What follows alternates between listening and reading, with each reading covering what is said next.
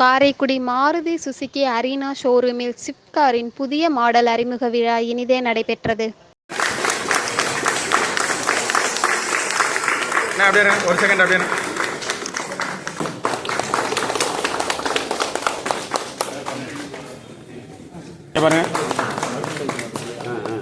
இந்நிகழ்ச்சியில் காரைக்குடி சட்டமன்ற உறுப்பினர் திரு மாங்குடி அவர்கள் கலந்து கொண்டு குத்துவிளக்கேற்றி மாருதி நியூ ஸ்விஃப்ட் காரை அறிமுகம் செய்து வைத்தார்.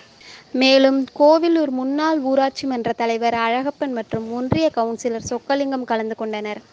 இந்நிகழ்ச்சியை கிளை மேலாளர் சிவகுமார் சிறப்பாக ஏற்பாடு செய்திருந்தார்.